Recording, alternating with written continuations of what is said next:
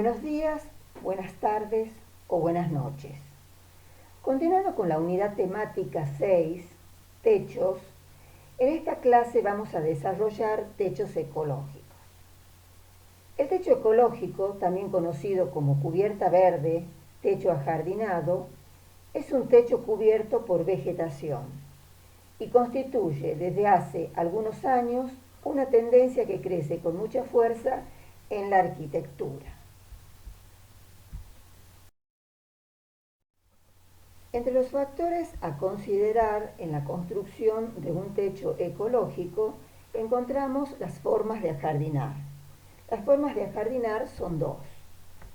Una es un sistema integrado a través de un complejo grupo de capas. Este sistema se utiliza cuando el techo es pensado desde su inicio como un techo verde. Como podemos ver en la imagen, tenemos una serie de capas, tenemos la vegetación, el sustrato, un filtro, una capa drenante, una capa antirraíz, un impermeabilizante y la losa. Esto lo vamos a desarrollar más adelante. Y la otra forma de ajardinar es a través de un sistema modular, que se instala sobre el techo ya construido. La inclinación es otro factor a tener en cuenta. Se pueden realizar techos verdes en techos planos, en techos inclinados o en techos curvos. En el caso de los techos inclinados, cuando la pendiente supera los 22 grados, necesitan en general de precauciones especiales que impidan que el sustrato pueda deslizarse. En cuanto a los tipos de cubiertas, encontramos dos tipos de cubiertas.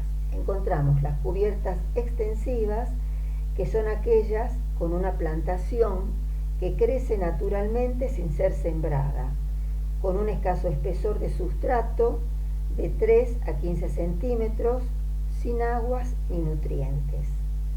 La vegetación puede ser de musgos, suculentas, hierbas o pastos de diferente composición que pueden sobrevivir sin cuidados y es resistente a la sequía y a las heladas. Generalmente son techos inaccesibles.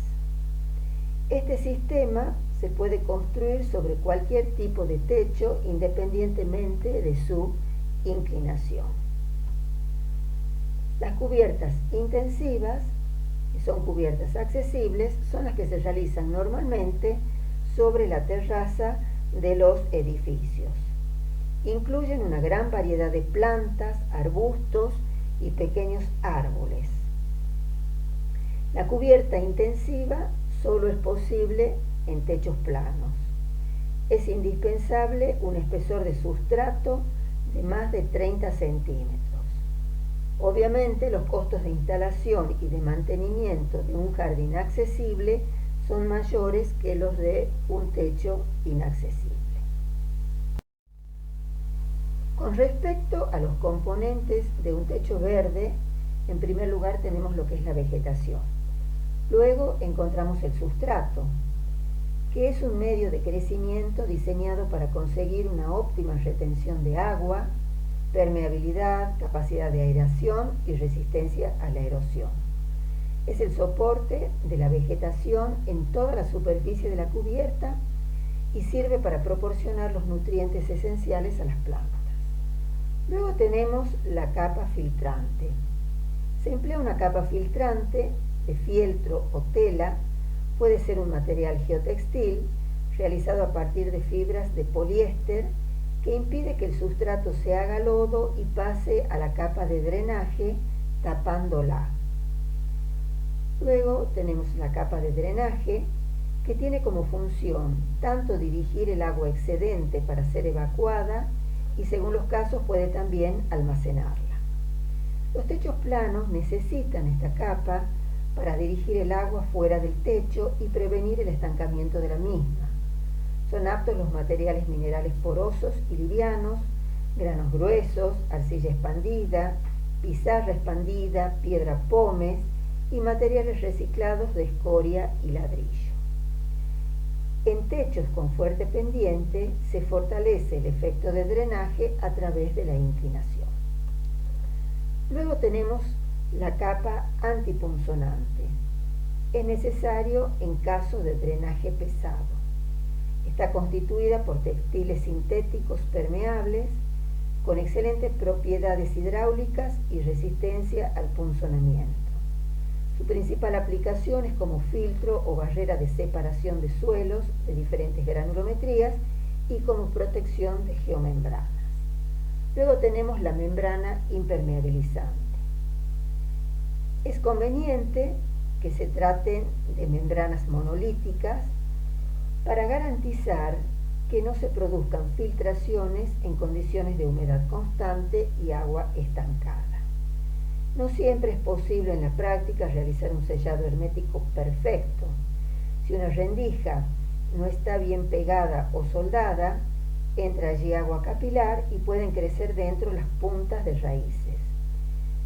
También existen plantas cuyas puntas de raíces, cuando captan humedad, se fortalecen para poder atravesar las grietas. Si las membranas del techo no son resistentes a las raíces, se incorpora lo que se llama un tratamiento antirraíces, sobre todo en techos con cubiertas intensivas, en las que los sistemas radiculares de las plantas pueden ser más agresivos. Las barreras antirraíces pueden ser una membrana de polietileno de alta densidad o de asfalto modificado, reforzado con poliéster y gránulos cerámicos. Un techo verde protege la barrera impermeabilizante, aumentando su vida útil de 5 a 10 años a más de 30 años. Luego encontramos la imprimación asfáltica, el contrapiso, la barrera de vapor y la estructura. Como estructura de una cubierta ajardinada sirven todos los techos que puedan soportar la carga. Vamos a ver ahora este detalle constructivo que es el encuentro de un techo verde con un paramento vertical.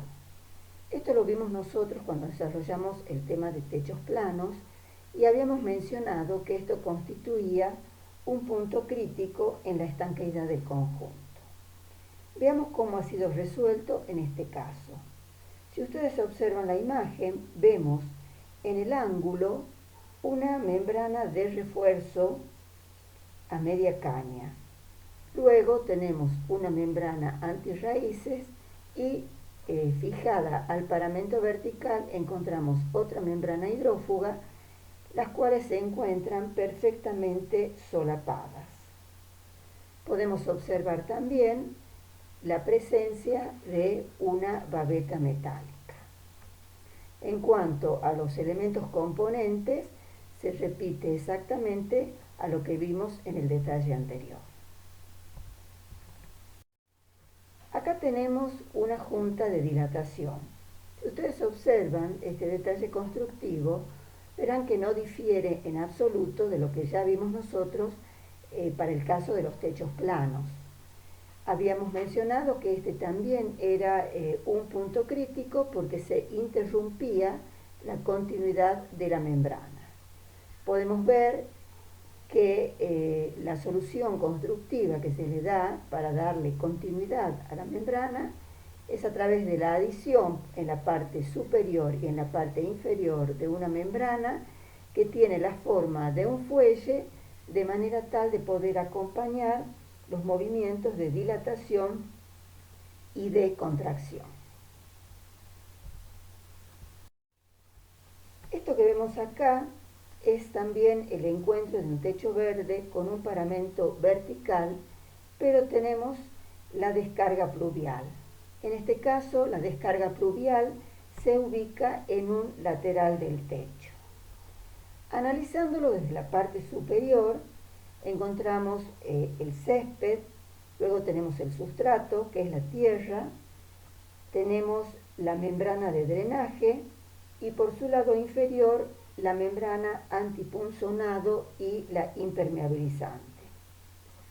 Cuando el sustrato se ha saturado de agua, atraviesa la capa drenante, llega a la membrana hidrófuga y corre por ella hasta llegar al embudo y al caño de bajada. Por debajo de la membrana impermeabilizante se encuentra la carpeta, el contrapiso con pendiente, y en este caso particular se utilizó una aislación térmica adicional con una barrera de vapor.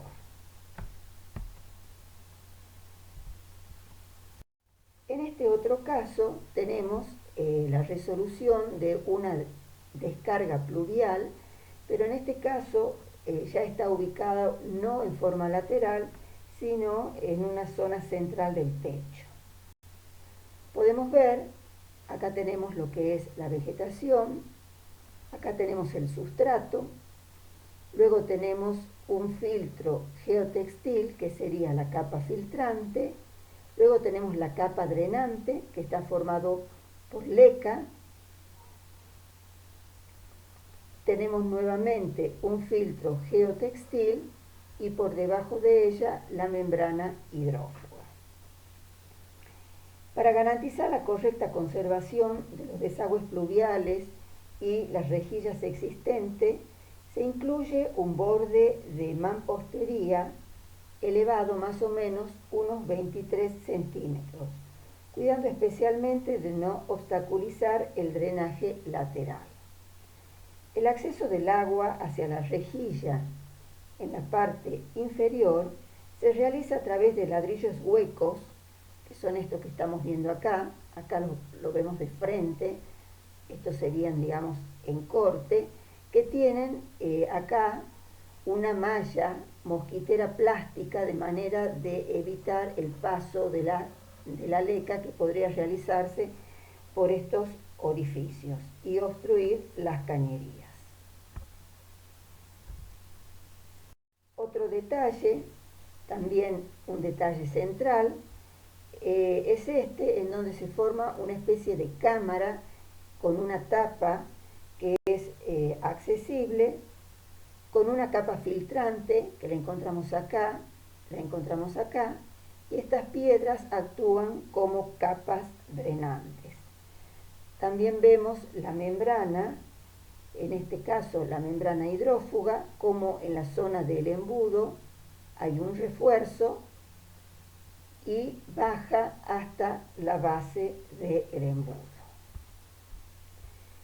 En función de lo visto en la clase y teniendo en cuenta las múltiples ventajas que implica la utilización de un techo verde en relación al tradicional, es una alternativa válida para considerarla a la hora de plantearnos la solución constructiva del techo en nuestros proyectos. Hoy la industria de la construcción nos provee de una variedad importante de materiales para pensar en este tipo de techo como una construcción segura. Acá tenemos la bibliografía y con esto terminaríamos la clase de techos verdes.